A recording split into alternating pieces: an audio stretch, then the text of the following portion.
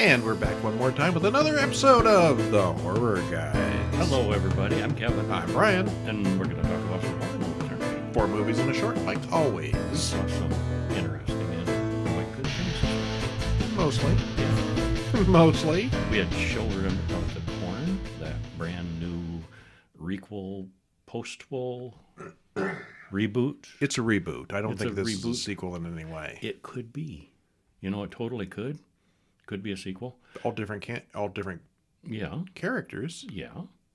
But, you know, he who walks behind the rose is a powerful entity that picked another town, another field. I kind of saw it that way. You could stretch it that way. I saw the stretch that way. Anyway, and a film called Dance of the Dead from 2008, a zombie kind of comedy sort of thing, and a sci-fi horror, Under the Skin. It's a weird one. That's a weird one. And another one that was, I've lost my note. What's it? The Dark House? The Night House. The Night House. Also a weird one. Yeah.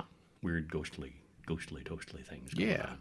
And that's what we're going to talk about today. We're also going to throw in a short film in the middle, as always. Uh-huh. And, of course, if you are signed up over at horrorbulletin.com for our weekly email newsletter, you're also going to hear about 1982's The Slumber Party Massacre. And that movie was so good that they rebooted it. Oh, and then we also talked about the 2021 film called Slumber Party Massacre. We immediately watched them. Watched them both. Yeah, back to back, and yeah, that was a hoot actually. Both of them are quite good, I thought. Yeah. And the remake was worthy. Worthy. Okay. I'm gonna say not worthy, fabulous. not fantastic. Worthy. Yeah, both of them were entertaining. Okay, and as always, if you go over to horrorguysshop.com, you can find all our books there. We've got the free Horror Guys Guide to the Halloween Films. It's still free. It's always going to be free for an ebook. Forever. And something different this month, the Horror Bulletin Monthly, our monthly print version of our reviews, is available. I'm too many podcasts. Yeah, I think so. The monthly magazine, issue number 20, will be 100% free for the ebook this month. Ooh, over at horrorguysshop.com. that's nice. That'll be going up there within the next couple of days, either probably the 3rd or the 4th. This is the 2nd, and it's not done yet. Yeah. Of course, if you usually get it in the print version on Amazon or Lulu or somewhere like that, it's there like always. But it's not free because paper. Because Amazon needs their cut. Yeah, they charge too much. But if you've never tried one and you want to try one, check out issue 20. Download it in PDF format or ebook format for your Kindle or your iPad or your phone, and read it to your heart's content. And if you like that, there's 19 more of them on horrorguysshop.com. Yeah, I know how this works. You like to give them a taste. The Candyman, give them a little taste, and then they get hooked. Anyway, Anyway. the Candyman doesn't do that. He hooks you a different way. Not that Candyman. No, that was last week's show. Yes. All right, Children of the Corn 2023, written by Kurt Wimmer and Stephen King, directed by Kurt Wimmer, stars Elena Kampouris, Kate Moyer, Callan Mulvey, hour and 33 minutes. Spoiler-free, what happens? This could take place either years after the first movie, or it could be a reboot leading to the first movie taking place in the future. Or, in my opinion, it's just a reboot. Or just a reboot. Okay, he thinks it's just a reboot. There's some strong performances and good effects and issues you have to work hard not to nitpick. It's Don't think too hard. It's decent, but it's not great. But, all right. But it was entertaining. You know, I was glad. I was glad I saw it. I was looking forward to seeing it, and I did not regret. Some of the performances were pretty good. It's hit and miss Just on the performances. Don't think too hard because it's And overall it's kind of dumb. There's some things you don't have. Yeah, bad science. And, Yeah. Yeah. Well, we open on, I won't spoil it entirely, but we'll get into it a bit. We open on Rylstone Children's Home, where a little girl watches Boyd stagger in from the cornfield. He picks up a knife and a gun and says, "I don't want you to cry anymore, Eden. Don't worry, nothing ever really dies in the corn." Boyd then stabs a man and kills all the adults in the children's home. The police pump in knockout gas to get Boyd to calm down, and the knockout gas kills all the kids. Oops. Oops. Yeah. That went well. No, it did not. Well, we see the headline that 15 people died inside. Pastor Penny comes to the police station to talk to Eden, the only survivor of the incident. He wants her to come live with him. As credits roll, we see the town of Rylestone is looking pretty bleak. A lot of the stores have closed down. They're having financial troubles, and the corn is not thriving. No. The fields are dying, and yeah, things are bleak. Bad corn. Yeah. Cecil and Bolin Williams walk through the rotting cornfield, and she reveals that she's going off to college next week. He whines that with his grades, he'll be stuck in this creepy, dying town forever. Then Eden rides up on her horse. She's infatuated with the Red Queen from Alice in Wonderland. And it looks like Eden and her many friends are making some kid walk the plank from a water tower. This did not look like a safe children's activity. No, not the sort at of thing all. they do in the 60s. Well, Calder Covington comes out of the field and yells that the kids have broken out the windows in his car.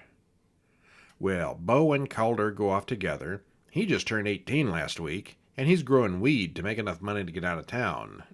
The other crop. It's not corn, but it pays. Yeah. There's a town meeting. Robert, Bo's father, blames big corn and GMOs. Pastor Penny says it has more to do with their moral and spiritual failings. Another man simply wants to accept subsidies and never grow corn again. Bo says she disagrees with both of them. All they do is argue and sell their souls to different masters. They need to restore the soil. You know, I have never seen a town meeting that lets a 14-year-old, 16-year-old talk. No. Shut up, kid. Get in the back row. Get lost. Yeah. Yeah. Well, they take a vote, completely ignoring the many children in the room, as, you know, adults tend to do. Mm-hmm. Kids don't get a vote. And these are little kids, Well, too. Bo- 6 and 7-year-olds. Bo was 18, though. Okay. Yeah, practically an adult. But she brings in close all these enough. kids with She her does like bring in anybody all the cares what they children. think. Yeah, the children are trying to chime in. Well, one guy takes umbrage to all these children wanting to vote, and everyone laughs at the kids. The measure to plow over the corn and take subsidies passes. No more corn. Nope. Well, Eden goes out into the cornfield to cry in embarrassment, and the corn reaches out to comfort her. The tractors and the threshers get ready to dig up the cornfields, and Eden talks to the children. Bo calls her father a sellout, and he kinda agrees. Mm-hmm. But he's kind of stuck. Yeah, there's no good choice here. Yeah. Cecil walks down the street and overhears arguing in every house. Eden comes out of the dark and says, "I can help with your pain." Is that what they did in the Star Trek V? Not the same. Not the same. She leads him out to the cornfield, where a bunch of kids sit in a circle singing. They go on a little further, and he sees it. He who walks. Bo talks to her teenage friends about contacting an internet reporter to help with the town's problems. Bo catches Eden and all the children painting the corn roots red with the blood of pigs. Bo tells Eden and all the kids to spread the word about a secret town meeting tonight at the town hall. She asks Cecil, "Are we making a mistake?" There's a plan for this town meeting. There is. And we'll stop there, because spoilers. The children rise up. Well, Kate Moyer, as Eden, is really very good as a psychotic little Eden. Elena Camporis, as Bo, was not so impressive and wasn't really particularly convincing as a teenager. Mm-hmm. But I suspect that was more to do to the unrealistic writing more than her acting. Yeah, if you want to say teenager, you just go there. You're not fooling me. Well, this one doesn't offer the same religious evangelism that Isaac did in the original film. Eden's just evil because. Well, the kids have gotten screwed over, got ignored. There's reasons. Those children yes. got killed right in front of her, and the pastor, I think, was creeping on her. I think there was some implication that he was doing naughty things to her, because when she rises up, and that's one of the things she mentions, you got to pay for your sins. I did not pick up anything like that. Yeah, he was kind of a creeper, and I got the impression he was doing bad things, or trying to. All right. Yeah. Well, the original was also making a statement on evangelicals, cults, and religious fanatics.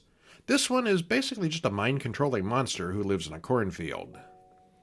Not controlling, but heavily influencing, for sure. Definitely. Yeah, pulling the strings. The monster effects were decent, I may actually have overrated the word decent. Let's say subpar. The more I think about it, yeah, it's Groot. I am Groot. Yeah, it's Groot. It did look a lot like Groot. Imagine if Groot, instead of being wood, he looks like he's made of a tree, or if he was made of corn stalks. And yeah, that's pretty much how he looked. You thought it looked like corn stalks. I thought it looked like Groot. Oh, yeah. Well, you could see it was made of corn. Yeah. Okay, well, the logic behind that much fuel not evaporating and still making a burnable line from miles away is just ridiculous. Yeah, they do some things with gasoline spills that Gasoline doesn't work just like that. don't think about it too much. Yeah. It wasn't awful taken on its own. If you want to see the movie and the trailer looks good, it's fine. But it does pale in comparison to the original, and it didn't need to be made. I mean, I know there was the original, and then they made a zillion sequels. There's at least seven part 7. I haven't seen all the sequels, but my take on it was this is years and years later. This is the same creature has taken up another home and is influencing new group of kids, and that's how it feeds and draws energy is, sacrifices and killings, and that was my take on it. Not necessarily a reboot. I disagree, but there's really nothing in the movie that says one way or the other. It could, it's not conclusive. Yeah. Anyway, it was entertaining. You should see it. If you like the Children of the Corn movies, you should check this one out. All right, and next up we have 2008's Dance of the Dead, directed by Greg Bishop, written by Joe Ballerini, stars Jared Kusnitz, Grayson Chadwick, and Chandler Darby. Hour and a half. Trailer in the show notes if you're not familiar with this one. Spoiler free. It's loaded with dark humor and bucket loads of gore. This is another one that surprised us with how entertaining it was. You look at the cover on the DVD, and it's a bunch of teenagers looking like, one of those pick them off one at a time kind of movies. It's not that. Not quite. There's a little bit of a slow start as they set up all the characters and go through some unfortunately necessary teen drama. But once it gets going, it's a wild ride. Worst prom ever.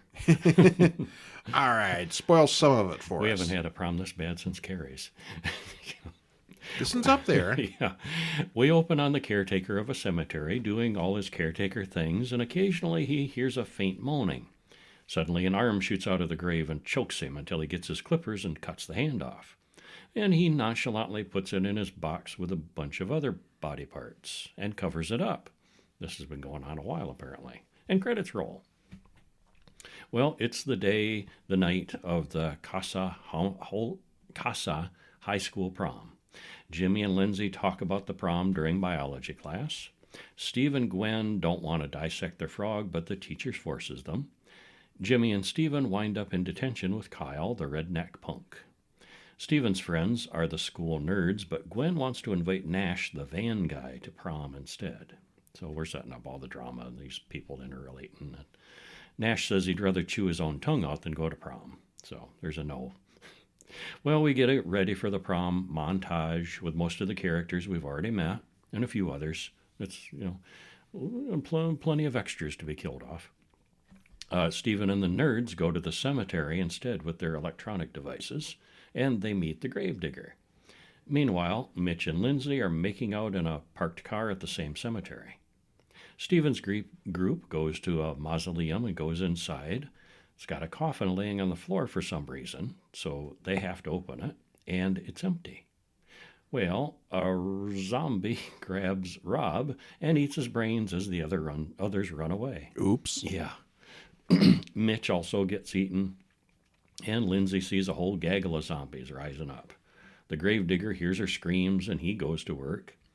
He tells Stephen's group to smash them in the brains and kill them. But their zombies are literally leaping out of the ground. These are some really active zombies. They are, yeah, when they come out, yeah. They're like exploding out of the ground. Mm-hmm. Once they rise up, they're kind of slow and rambly, but boy, yeah. And it's like the whole cemetery is coming to life, so they're hopelessly outnumbered, can't kill them all. There's no skeletons. It's just the entire cemetery is like fresh-looking dead. Yeah, well, relatively fresh. Yeah. Yeah. Well, back at school, the prom commences. In the biology lab, the teacher has a run-in with undead animal specimens and is killed by a zombie frog. He totally had it coming. Yes, he did, but that was such an awesome scene. Jimmy runs into Kyle, but some zombies steal Jimmy's car. They can drive, too. Kyle has a gun, which is useful until he almost shoots Gwen. The three of them battle hordes of zombies and find out that the zombies disassemble rather easily. You pull their arms right off. Yeah, pull their arm off and beat them with them.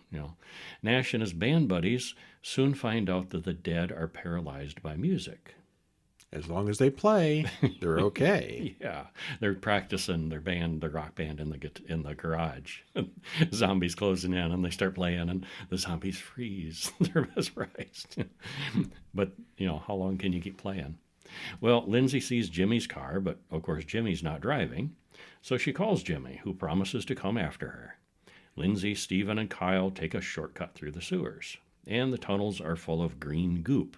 Waste from the nuclear plant that has been seeping into the ground to reanimate the dead. Well, soon everyone's barricaded in a big old house. And then they realize they're in a funeral home. There's bodies already in here. More bodies. So they fight those off. Kyle gets bitten and dies.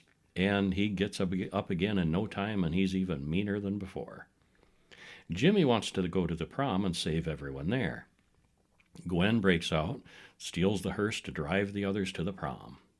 And they meet up with the coach, who's a crazy prepper type with weapons ready to go. It's like he was waiting for this. Oh, yeah, it's his day. Yeah.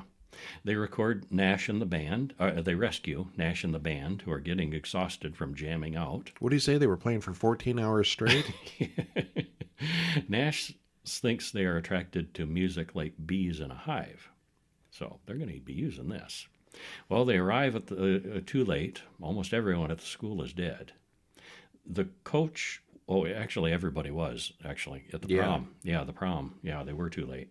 The coach wants to wire the whole place with explosives, which he's prepared for. He gets that all set up, but then he drops the detonator in the gym where all the zombies are. In the middle of the zombie prom is a detonator for the bomb. Well, Jimmy needs to go after it, and Lindsay goes with him. She doesn't want to miss the prom. They're soon surrounded, and it looks grim, but suddenly Nash and his friends climb the stage and start playing, which distracts the dead long enough for Jimmy and Lindsay to get in a dance and grab the detonator.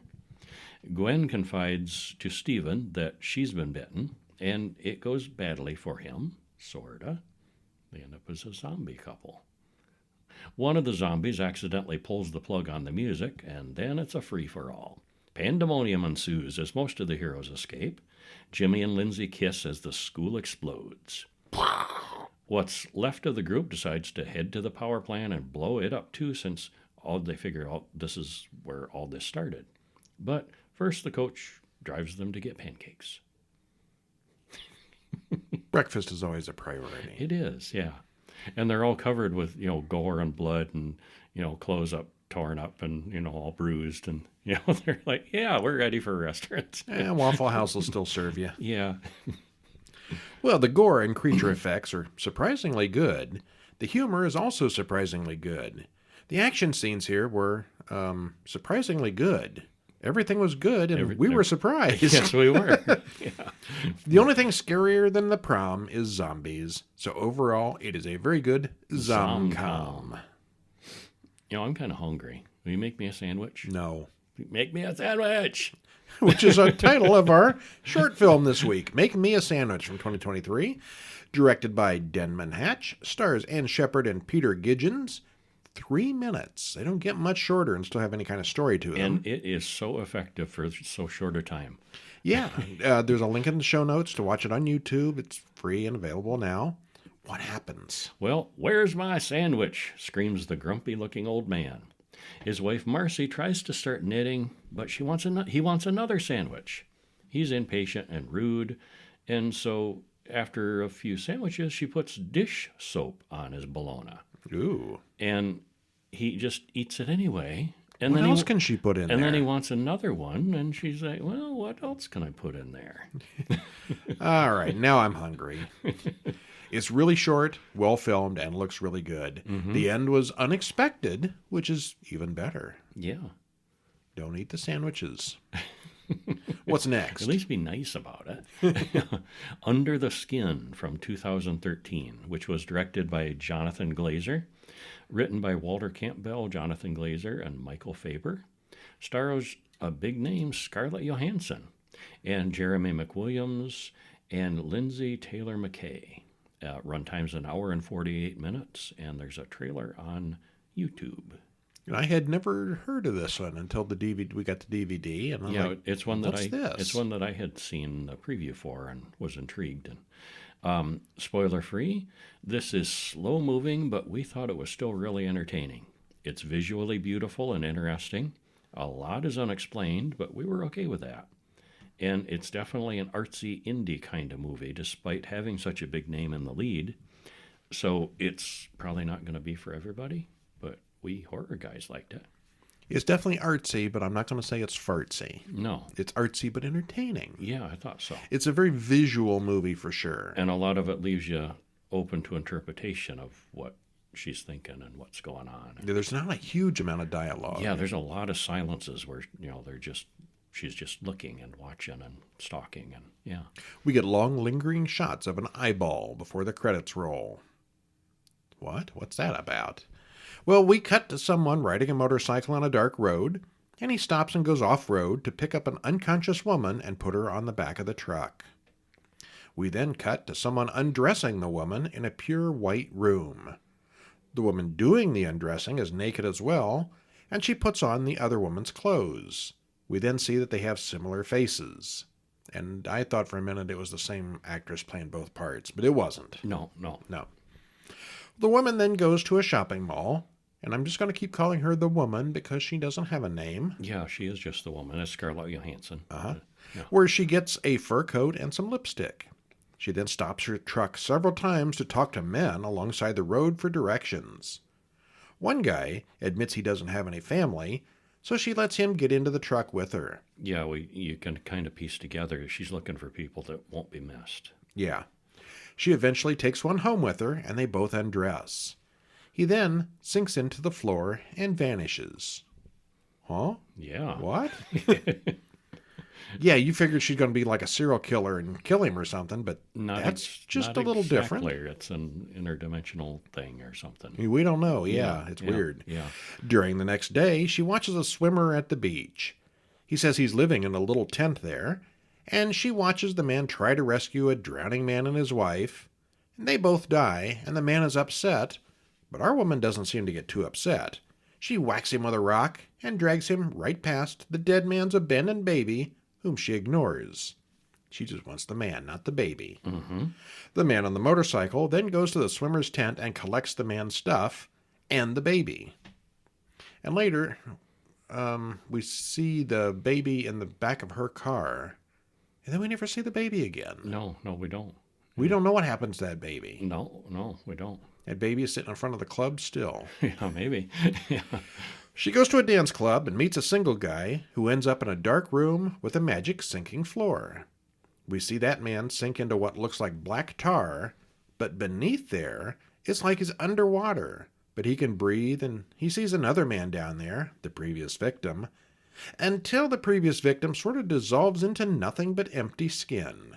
And that was a weird one. And that was a neat effect too, because it starts out with them walking they're both naked, and he's following her, and he's sinking. She stays on the surface. Yeah. And then as he's under the surface, like it almost looks like he's floating in water. And see her. He looks up and sees her walking away, still on the surface. Yeah. It's a neat effect, and it's really weird. Yeah. The next day, she meets up with the man on the motorcycle, and they stare at each other for a long time. Maybe they're telepathic. We don't know. Later, she's walking down the street and face plants into the pavement. She drives around all day, seemingly just watching people. People watching. Next, she picks up a man with a disfigured face. She tries to seduce the ugly man, but he's very suspicious. She has him touch her face, then her neck, then she compliments his hands. She eventually convinces him to go with her to the black room, and that ends just like the others. Mm-hmm. Later, we see him walking naked through a field outside of town. She released him. But the motorcycle man catches up to him and kills him off. Yeah, I think she's starting to sympathize. Yeah, she's getting more human as she watches people. Yeah, it's rubbing off on her. The woman parks on the side of the road and walks into a fog bank. She goes to a restaurant and has a slice of amazing-looking cake. She then tries to take a bite and spits it up. Food doesn't seem to agree with her. Not that kind of food. Rather than getting back into her own truck, she takes a bus. She meets a man on the bus who takes her home with him, and neither of them has much to say, but he gives her her own bedroom and leaves her alone. The next morning they go for a walk and see an old castle. They stop for a romantic kiss inside. They go home, and she lets him undress her. We see that the motorcycle man is out looking for the woman at this point, and he doesn't look happy about it.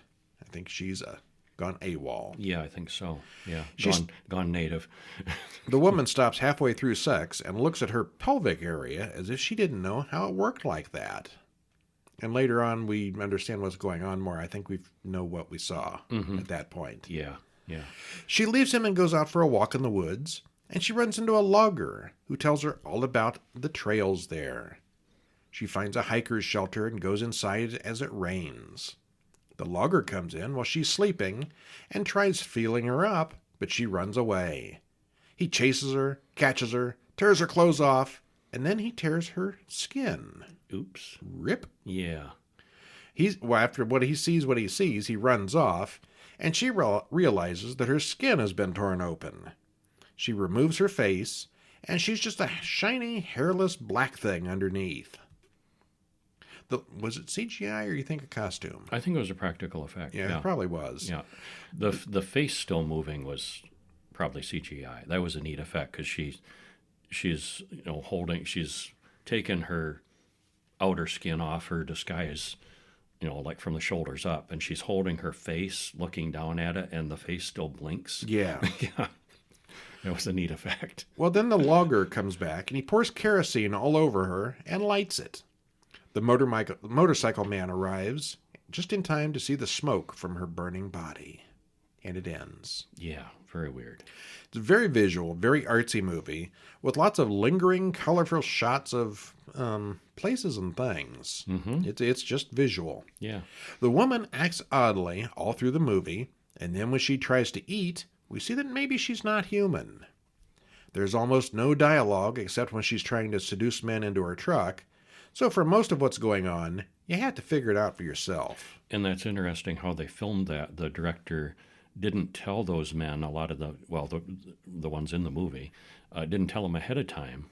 She just was literally striking up a conversation with strangers. And then afterward, the director, okayed it and cleared it with them and told them, hey, you're in a movie. So if you ever walk down the street and see Scarlett Johansson in a truck trying to pick you up, go with it. Yeah, the random strangers that she was talking to. Yeah, they weren't actors. Mm-hmm. All right, well, Scarlett Johansson was still a fairly big star when this was made, so she'd already been in a lot of stuff. This is definitely not a Hollywood kind of production. She actually picked up most of the men off the street for real, and her questions for them were unscripted. They were later told that they were part of a movie. It's very slow moving, but for some reason that I can't explain, it wasn't boring. It's one of those things you just can't look away. And the disfigured man, I thought I recognized him because I'd seen a documentary about him and his twin. He really looks like that. He really looks like that. That was not makeup. Yeah. Yeah, still, I can definitely say this one's not going to be for everyone. Other than the fact that the woman turns out to be an alien, nothing is really explained. And we don't really even know that she's an alien. She could be a demon or some weird forest monster or something like that. She's just not human. Interdimensional or, yeah. We don't know. But you should see it and decide for yourself. Yeah. And then that takes us to 2020's The Night House, directed by David Bruckner, written by Ben Collins and Luke Piotrowski, stars Rebecca Hall, Sarah Goldberg, and Vondi Curtis Hall, hour and 47 minutes. Spoiler free. Spoiler free. What happens? This is one that really leaves you wondering what is going on throughout it, right up through the ending. And that's a good thing. The effects, acting, script, and everything about this one is a win. It's very entertaining and chilling. That ending just about gave me goosebumps. Yeah, she mostly carries the movie by herself. Mm-hmm. Yeah, it's heavily, yeah. What happened? What was that one she was in with Tim Roth? I don't remember what it was called. It's newer than this one, just this past year. Rebecca Yeah, okay, you look that up. I will look that up. I can't recall the name of it. We get views. That was a good one, too. We get views of a nice country home on the lake as the credits roll. Beth comes in alone, carrying a cooked meal, leaving her friend outside to leave. She dumps the food, pan and all, into the trash. That was Resurrection.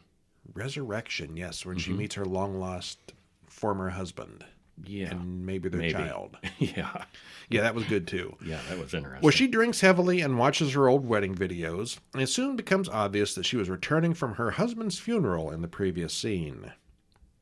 Well, there's a knock downstairs, but when she goes to investigate, there's no one there. Is that a man's reflection in the glass? And at this point, you're thinking it's a haunted house movie, and that's not it. It's way more complicated than that. We shouldn't spoil this too much. Nah. We shouldn't spoil that ending. We shouldn't spoil the previous one either, but we did. Well, that's an older one. Though. Okay, this is newish. Yeah. A little bit more, though. Morning comes, and Beth goes out. She sees the gate to the dock is open, and also what looks like bloody footprints leading off the end of the dock up to her deck. Not out to a boat, up from the water. From the water. Yeah. She then hears a shot and jumps. It's just somebody hunting or something. She then goes to school for teacher training and sits with her friend Claire. Hunter's mom, Becky, comes to see her to argue about her son's C in speech. If you've ever been a teacher, you know how parents can get. Yeah. Well, Beth tells her that her husband took a boat out onto the lake and shot himself in the head Thursday, and Beth is suitably appalled and leaves as quickly as he can. Yeah, That's why you didn't get a good grade. Yeah. And she's like, okay, what? You want an A? Okay, we'll give him an A. And she rattles off why she doesn't care.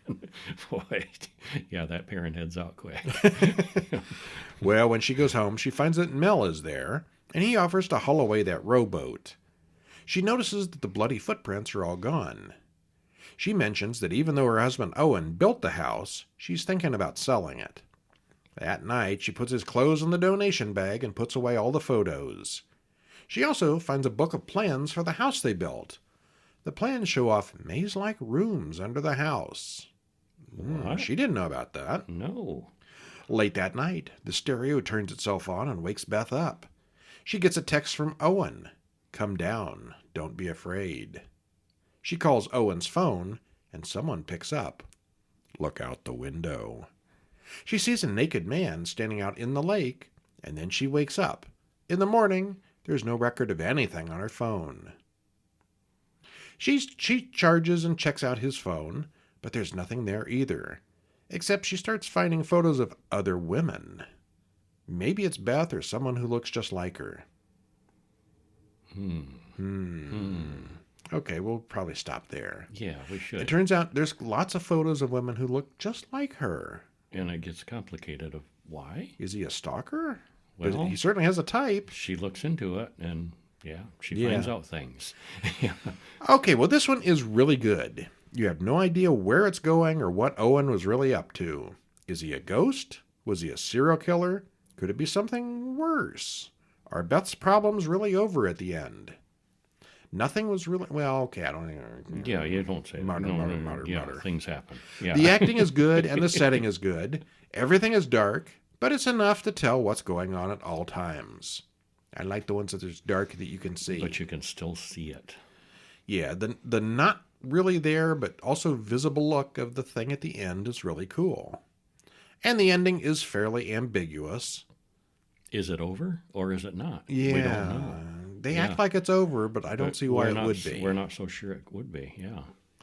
All right, and that's the movies for this week. Over at horrorbulletin.com, you can read, or in your email, if you've signed up, you would be able to read The Slumber Party Massacre from 1982. And the killer in that one's not quite as iconic as some of the others, but he's good. He gets the job done. A drill is his trademark. The Driller Killer. Yep. And 2021 Slumber Party Massacre is a remake. And it was also actually pretty good, too. It was more spoofy. Yeah, it was almost a parody of itself. Almost. It still got the gore and horror, but it was definitely dark humor in it and self-satirizing, I guess. For a remake of a 50-year-old movie, it was funny.